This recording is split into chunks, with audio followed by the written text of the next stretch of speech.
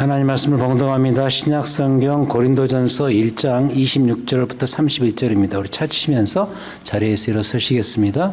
고린도전서 1장 26절부터 31절입니다. 네, 교독하시겠습니다.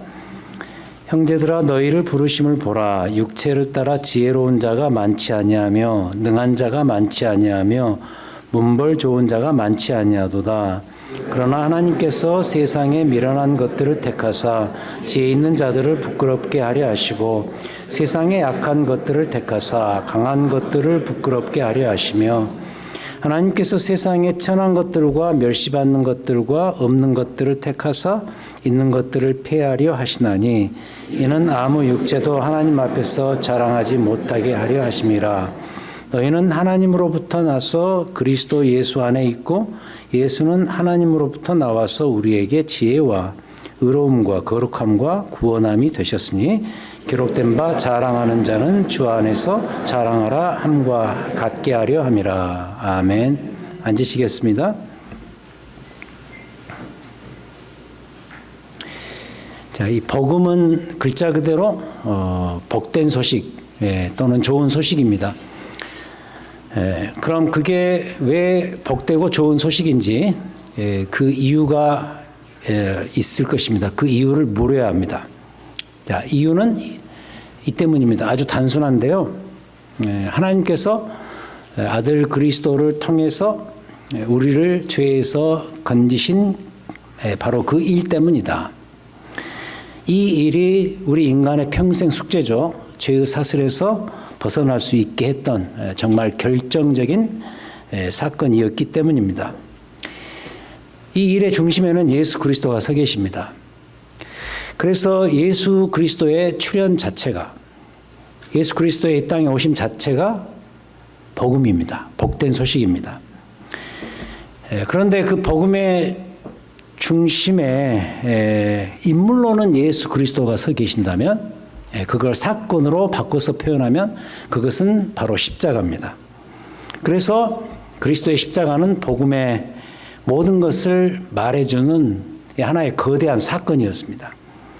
그래서 예수 그러면 십자가고 십자가 그러면 예수 그리스도십니다. 자, 그럼 어떠한 점에서 그리스도의 십자가가 우리가 믿는 기독교 신앙의 중심이고 핵심인가? 이제부터 함께 살펴보겠습니다. 다음 세 가지로 살핍니다. 첫 번째는 십자가는 완성이고, 두 번째는 십자가는 은혜고, 그리고 세 번째 십자가는 능력이 되겠습니다. 자, 첫 번째로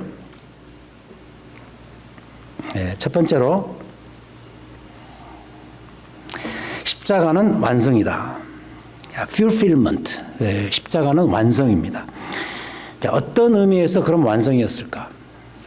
그 요한복음 19장 30절에 보면 이런 구절이 나와요. 예수님께서 십자가에서 임종하시기 직전에 이런 말씀을 하시죠. 다 이루었다. It's accomplished. 다 이루었다. 이런 표현을 쓰십니다. 자, 이 말은 요한복음에만 나오는데요. 다른 복음서에서는 그 예수 그리스도께서 십자가에서 그냥 큰 소리를 지르시고 숨을 거두셨다 이렇게 나오는데 그 외치신 큰 소리가 무엇이었는가에 대해서 다른 복음서에서는 밝히지 않고 있습니다. 대신에 그보다 조금 전에, 그러니까 임종 직전보다 조금 전에는 그 유명한 예수님의 그 외마디 있죠. 엘리 엘리 나마 사박다니. 하나님이 어찌하여 나를 버리시나이까. 이렇게 외치셨다고 다른 복음서에서는 기록하는데 요한복음에서만 이렇게 기록을 하고 있습니다. 다 이루었다 하시고 머리를 숙이니 영원히 떠나시니라. 그러니까 임종 직전에 가장 마지막 순간에 하셨던 말은 이 요한복음의 기록에 의하면 다 이루셨다. 이것이었습니다. 자, 그럼 우리가 물어야 되겠죠. 무엇을 다 이루셨다는 뜻일까?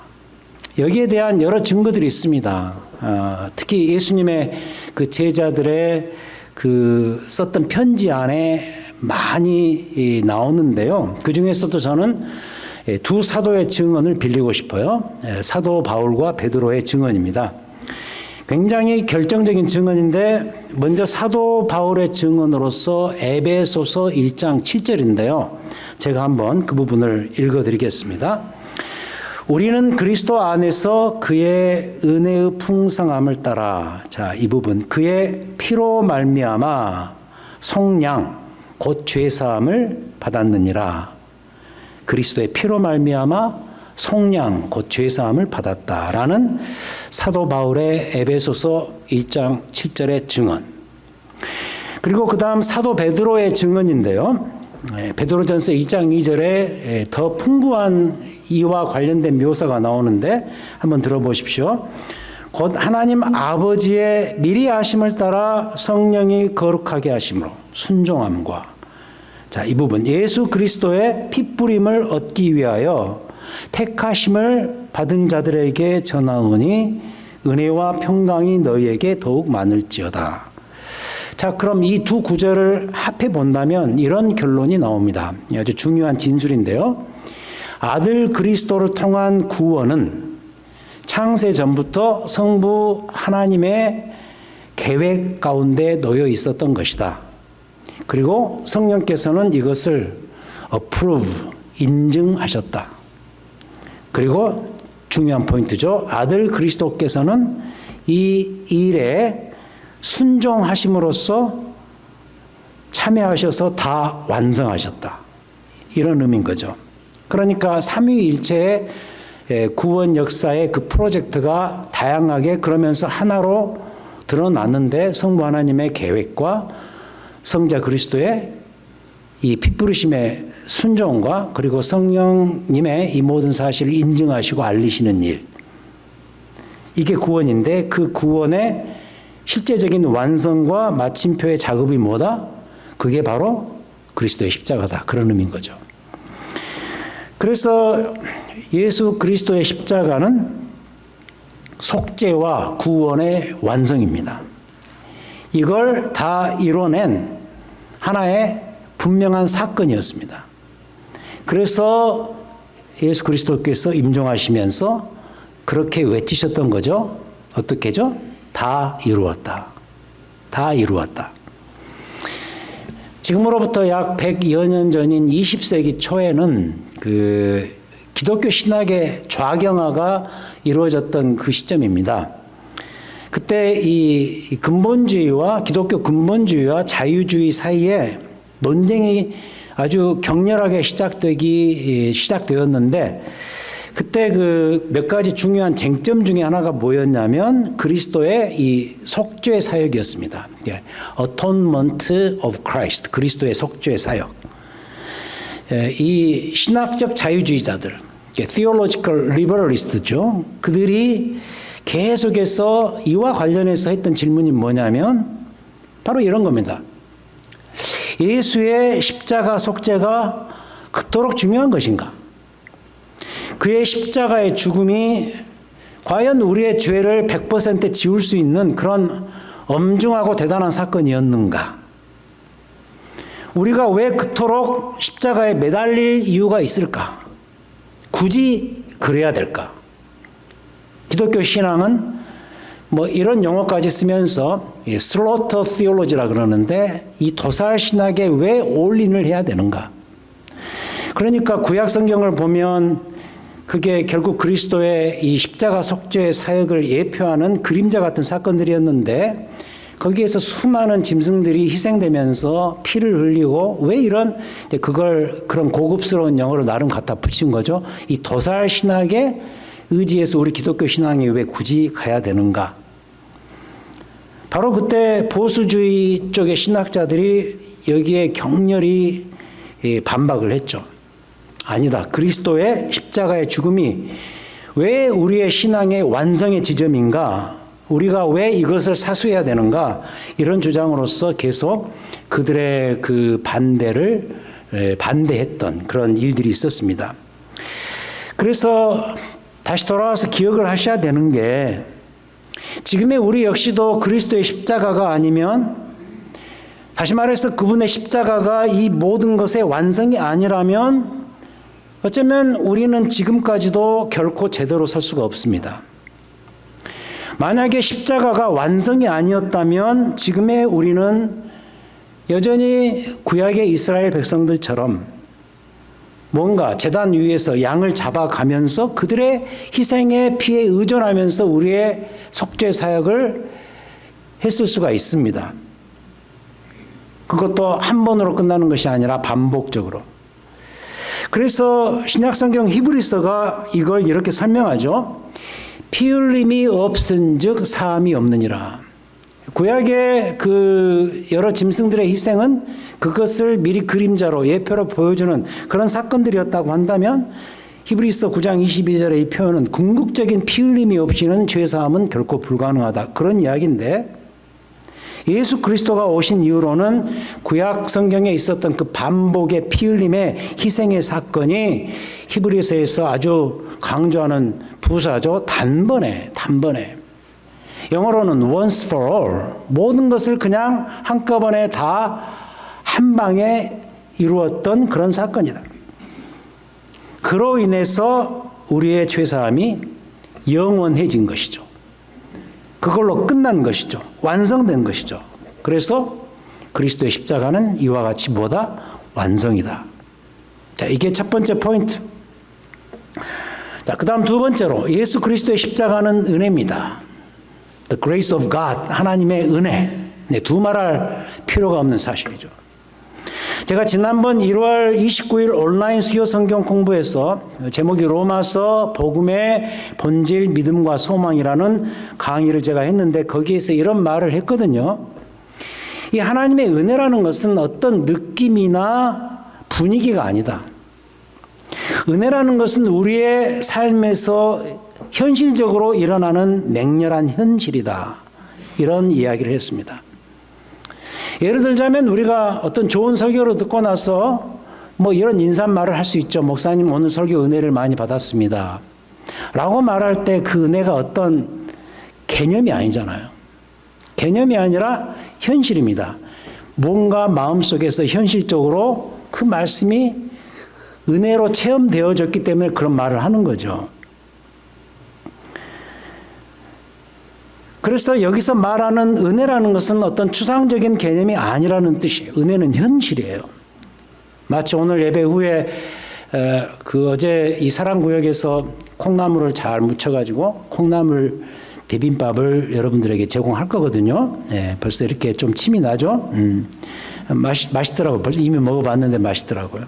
자, 그 콩나물 비빔밥을 여러분들이 드시면 그로 인한 현실적인 포만감이 있습니다. 현실적으로 배가 부르니까 그때 누리는 만족은 현실이에요. 그렇지 않아요? 네.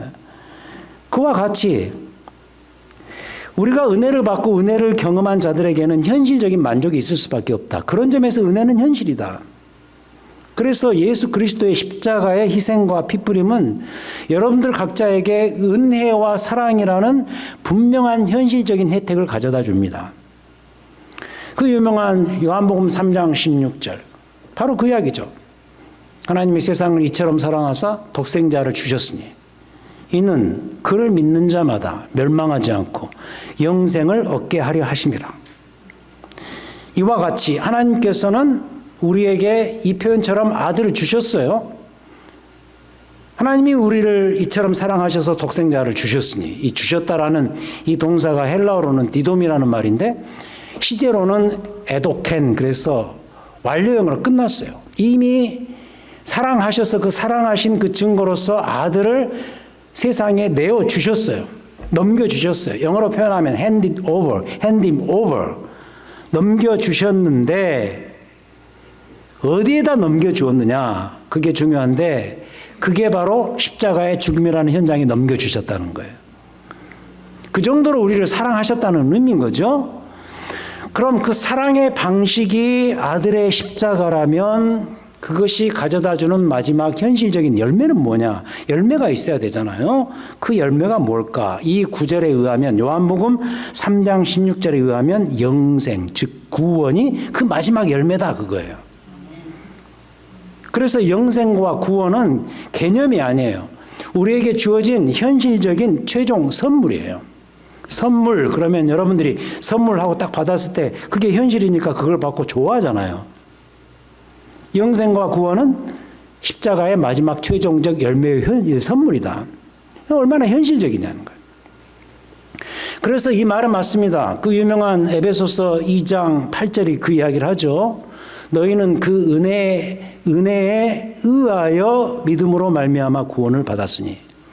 우리의 믿음은 통로예요. 근데 구원의 그 오리진, 출발 지점은 바로 하나님의 그 마음속에 우러나는 은혜였어요. 그 은혜와 사랑이 구원의 출발점이었는데 이 모든 과정을 통해서 얻어진 마지막 최종적인 결과, 이것이 너에게서 난 것이 아니라 하나님의 뭐라 그러죠? 선물이다, 그런 이야기를 하잖아요. 그래서 이 선물은 현실적인 거예요. 십자가는 은혜인데 그 은혜라는 것이 추상적인 개념이 아니고 선물이라는 거예요. 그래서 이제부터 여러분들께서 해야 될 일이 하나 있는데, 예수 그리스도의 십자가를 이런 관점에서 바라보고 해석을 하셔야 된다는 거죠. 십자가를 바라볼 때 당장 현실적으로 드는 마음이 이거여야 돼요. 어떤 마음일까? 하나님께서 나를 이토록 사랑하시는구나. 당신의 은혜를 우리에게 이토록 베풀어 주시기를 원하는구나. 이걸 느껴야 돼요. 찬송가 150장 갈보리산 위에 십자가 섰으니. 제가 가끔 이런 말씀을 드리죠. 예수 그리스도의 십자가가 왜 갈보리 언덕 그 높은 곳에 서 있었을까? 다른 장소도 있을 텐데 왜 그 높은데, 만인이 쳐다볼 수 있는 그 높은 언덕 위에 하필이면 세워졌을까라는 거죠. 그 치욕의 십자가가 뭐가 좋다고? 그 갈보리산 위에 십자가 썼으니 그 old rugged cross라고 원어 그 영어 찬송에는 그렇게 나오죠. 그 너덜너덜한 치욕의 그 지저분한 십자가가 왜 숨어 있는 장소가 아니라 모든 사람들이 볼 수 있는 그 높은 언덕 위에 세워졌을까라는 그 질문. 존 스타트 목사님이 거기에 대해서 이렇게 이야기를 합니다. 거기에 대한 답이 뭐냐? 아주 쉽습니다. 자, 보아라 이거예요. 자, 보아라. 자, 보아라. 내가 여기에 달렸다. 내 아들이 여기에 달렸다. 근데 이 높은 곳에 다 볼 수 있도록 달린 그 이유가 뭔지를 아는가? 바로 너희를 향한 나의 사랑의 증표이기 때문이다. 이걸 보여주기 위해서. 십자가는 그래서 우리를 향한, 여러분들을 향한 하나님 사랑의 최고의 증표였어요. 갈보리산 위에 십자가 섰으니 주가 고난을 당한 뭐라 그러죠? 표라. 3절에서 그러죠. 험한 십자가에 주가 흘린 피를 믿는 마음으로 바라볼 때 거기에서 뭘 느끼죠? 나를 용서하고 내 죄 사하시려고 주가 흘리신 보혈이라. 어때요? 이와 같이 십자가는 뭐죠? 하나님의 우리를 향한 은혜와 사랑의 증표였다는 거예요. 그래서 두 번째 십자가는 뭐죠? 하나님의 은혜입니다. 세 번째로 그리스도의 십자가는 뭐냐? Power of God. 하나님의 능력이다. 바울 사도가 로마서에서 이런 말을 하죠. 그 유명한 말을 남겼죠. 내가 복음을 부끄러워하지 아니하노니 이 복음은 모든 믿는 자에게 구원을 주시는 하나님의 능력이라. 여기에 이 능력이라는 단어가 두나미스라는 단어인데 여러분 그 잘 아시는 다이너마이트가 거기서 온 거거든요. 폭발적인 능력, 온 산천을 뒤흔들어 부수는 강력한 파워, 바로 예수 그리스도의 복음이다. 근데 이 능력의 복음 중심에 이미 말씀드렸어요. 인물로는 예수 그리스도가, 사건으로는 그리스도의 십자가가 서 있는 거라고 말씀드렸죠. 그렇다면 그리스도의 십자가 역시 뭐죠? 당연히 우리의 뭐죠? 능력이라는 거예요. 어떤 능력?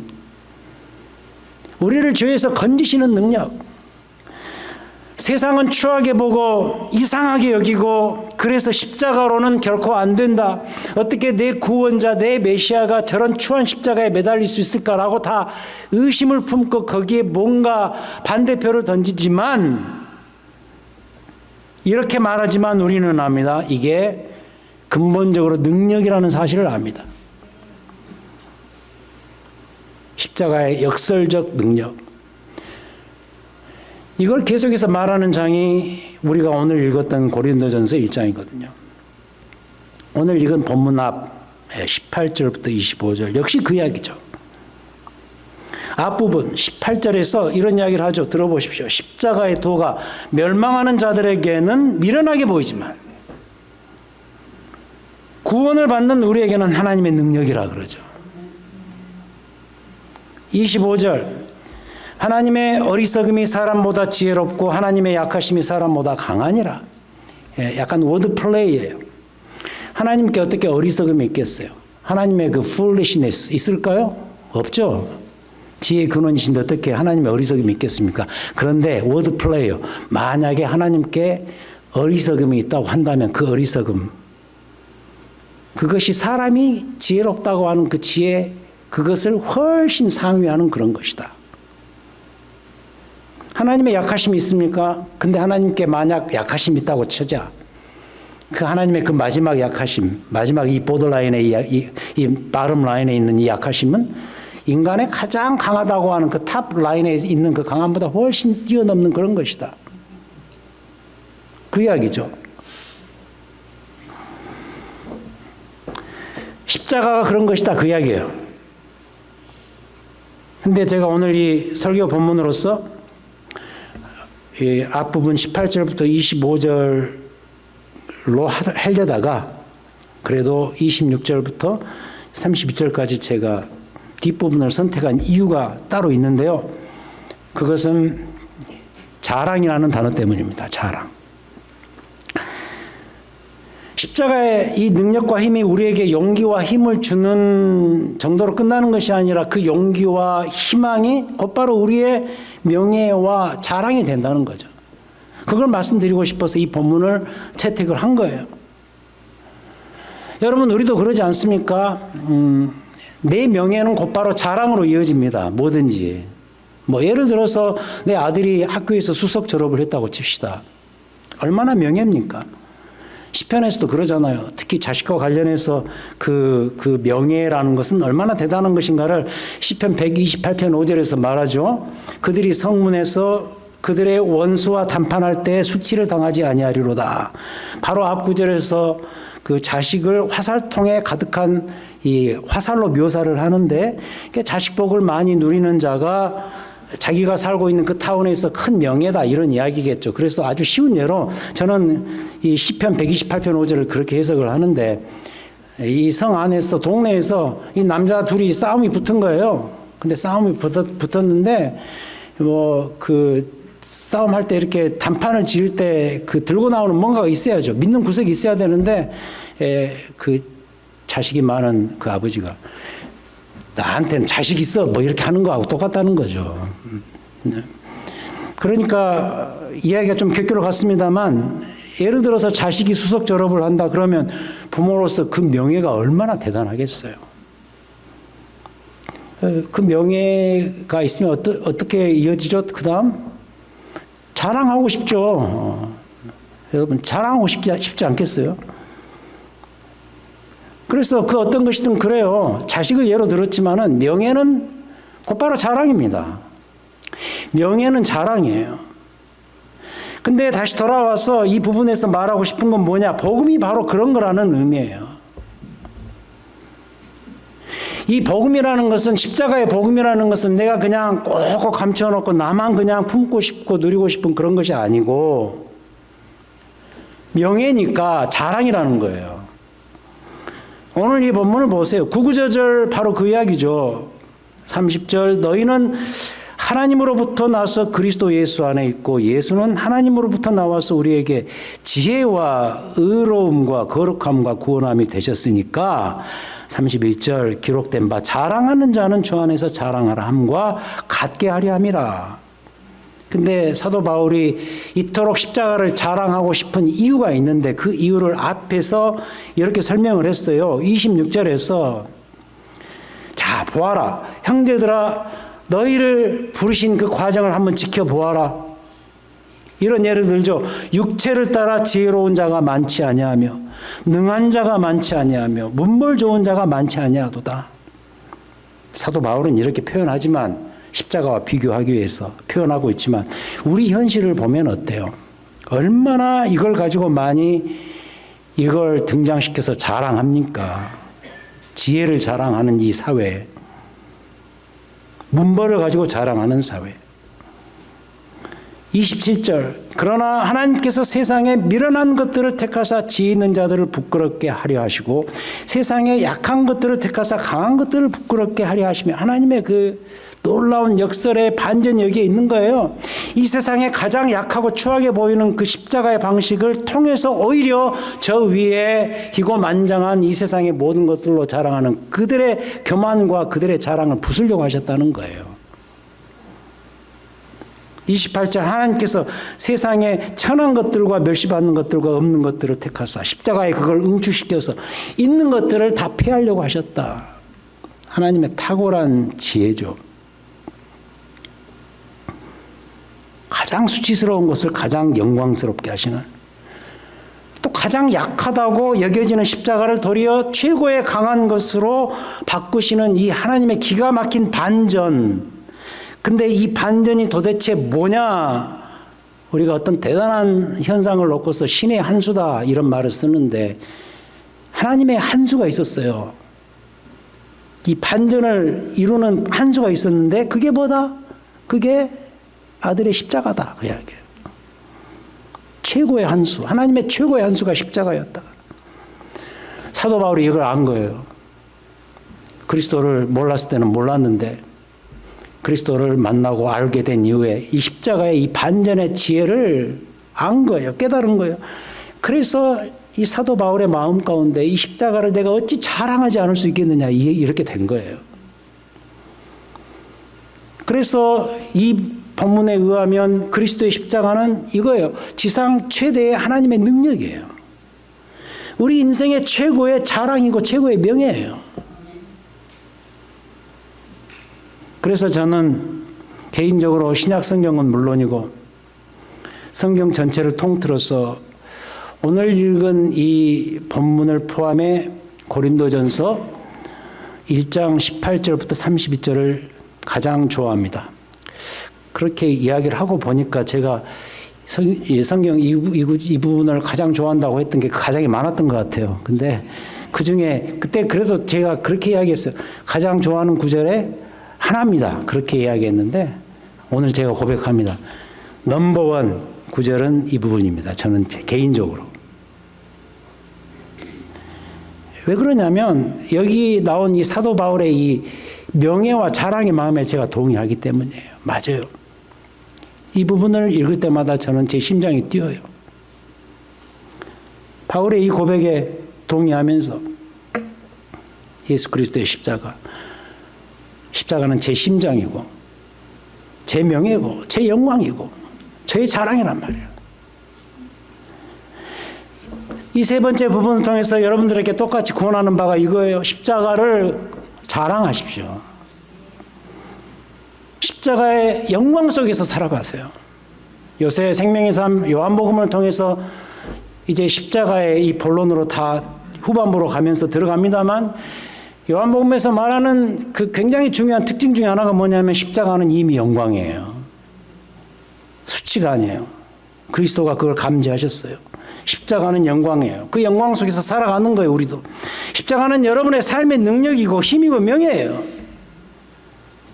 그래서 십자가를 자랑하세요. 더 자랑하십시오. 다른 걸로 자랑하지 마시고 십자가를 자랑하십시오.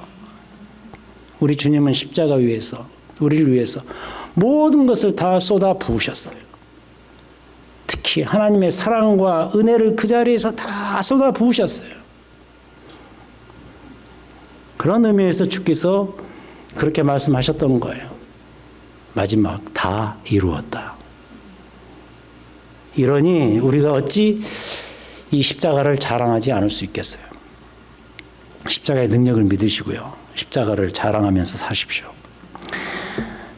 몇 해 전에 이철윤 장로님 부부가 사역하시는 맥더밋 여름 단기 선교 갔을 때로 기억이 됐는데, 저희 일행은 매일 저녁마다 모여서 평가회를 합니다. 사역 평가회를 하는데, 평가회를 하기 이전에 이제 간단하게 예배를 매번 드렸거든요. 그때 제가 예배를 시작하면서 이런 질문을 드렸던 기억이 있습니다. 당신에게 십자가는 무엇인가? 한 단어로 한번 줄여서 이야기해 봅시다. 그런 제안을 했습니다. 여러 대답들이 나왔는데 다 기억할 수는 없고 제가 했던 제 대답을 제가 기억합니다. 그게 바로 화면에 나오는 이 타이틀입니다. 십자가는 저의 모든 것입니다. 그리스도의 십자가는 my everything, 나의 모든 것입니다. 제가 왜 이 표현을 즐겨 쓰냐? 여러분 그런 거 있지 않습니까? 이건 현실이기 때문에 내 모든 것 그러면 진짜 그게 그 사람의 모든 것이더라고요. 보니까 실제로. 뭐 예를 들어서 만약 자식이 내 인생의 모든 것이에요. 그럴 수 있잖아요. 그럼 그 사람 살아가는 것 자체가 다 자식에게 있음을 다 봐요. 누구나 다 봅니다. 예를 들어서 그 모든 것이 돈과 명예면 숨길 수 없어요. 그 사람을 볼 때마다 정말 돈과 명예가 그 사람의 모든 것임을 금방 느껴요. 이와 같이 모든 것이란 그 사람 인생이 올인하는 또 올인하고 싶은 바로 그거예요. 속일 수 없어요. 그걸 위해 사니까. 그게 모든 것이니까. 그래서 여러분 십자가는요, 오늘 이제 우리가 다 배우면서 뭐 이런 것 정도는 분명히 기억을 해야 된다고 보는데 십자가는 정말 가볍게 볼 사건이 아니었구나라는 이 마음 정도는 있어야 되고요. 그래서 여러분 이런 거 하지 마세요. 십자가는 뭐 이런 아이디어 드라큘라 잡는 부적 같은 거 액세서리 이런 것이 아니고, 여러분 그 십자가 목걸이 하고 다니면서 어떤 마음이 드세요? 십자가 목걸이 하면 이게 나를 교통사고로부터 보호해 줄 것이다. 뭐 이런 물론 뭐 그 마음은 이해하지만 십자가 목걸이는 그러라고 있는 거 아니에요, 여러분. 제안하고 싶은 것은 그리스도의 십자가를 여러분의 모든 것을 주의 십자가로 전환을 시키라는 거예요. 십자가를 예를 들어서 한 이 정도 봤다 그러면 오늘 이 말씀의 내용을 다 들으시고 십자가가 내 인생의 정말 모든 것이구나. 여러분의 갖고 있는 그 모든 것을 그쪽으로 다 밀라는 거예요.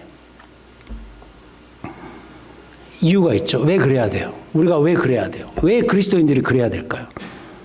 오늘 배운 것처럼 주의 십자가는 뭐죠? 첫 번째, 완성이었고, 두 번째, 십자가는 하나님의 은혜의 100% 증표였고, 그리고 세 번째로 십자가는 현실적인 우리의 삶의 능력이기 때문에, 그래서 십자가는 우리의 모든 것이에요.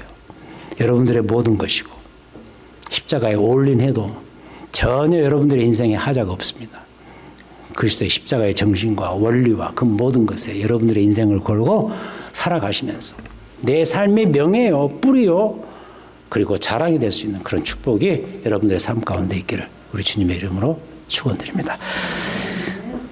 하나님 아버지, 오늘 배웠습니다. 배움으로 그치지 않도록 도우시옵소서. 십자가는 모든 것의 완성이었기에 우리의 삶에 하나님의 은혜의 표지요, 그리고 내 삶의 기준이며 방향이며 모든 것임을 다시 한번 확인했습니다. 이 결단, 이 마음 품지 않게 하시고 계속 품을 수 있도록 도우시고, 이 세상 그 어떤 것도 이 십자가를 자랑하는 그 명예를 부서뜨릴 수 없다는 사실을 믿고 오늘 또 내일 또 믿음 가운데서 십자가 중심으로 잘 살아갈 수 있는 우리 모두의 삶이 될 수 있도록 역사하여 주시옵소서. 우리를 위해서 십자가에 달리신 우리 구주 예수 그리스도의 이름으로 간절히 기도하였습니다. 아멘.